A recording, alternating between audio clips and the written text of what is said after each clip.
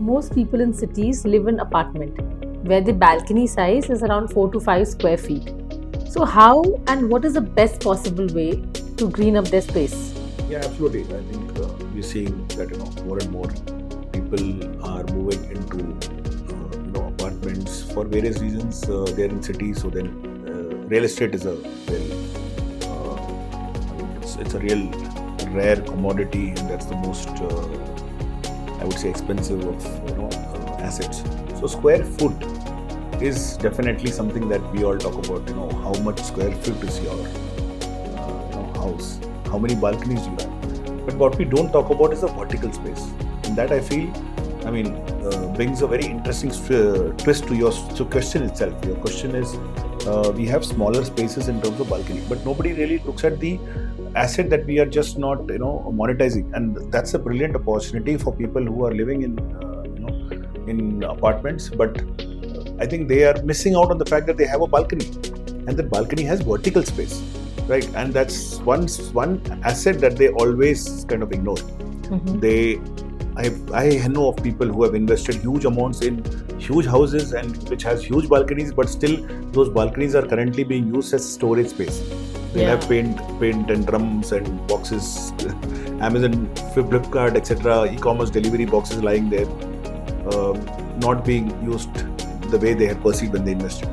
So how do we make good use of it? How do we ensure that even if you have a small balcony space, you mentioned about 2 to 3 feet, that itself is luxury. So each balcony will have a vertical space. You want to probably cut out on some noise pollution, or even neighbors praying into your house. You want some privacy there, so you can make vertical garden on that wall, right? Good idea. And we have those solutions in our brand, and we've done a lot of these vertical gardens where what we have done is you're multiplying. So in a wall which is about 9 feet, which is a common height of any wall that we see in apartments, we have been able to, in a 3 feet by 9 feet kind of a setup, we've been able to put 50 plants. If you just put it on the ground, then you'll probably be able to put 4 or 5. Yeah. And what about the maintenance of it then? Yeah, so I'll come to that. So that's one aspect of it. The other aspect is we anyways recommend not to put plants in the balcony, because the moment you put plants on the ground in the balcony, you're reducing your space in the balcony. That visual effect of the balcony being spacious with these plants coming in, it looks kind of smaller in terms of size. So ideally, we also custom design the balcony spaces where we make it look bigger with the kind of plants and the kind of planters that we add. We make the balcony look bigger, right? So it's very important for you to design and also look at every opportunity areas in the balcony. This third opportunity, what I see is, and that's a big asset again, is your balcony railings.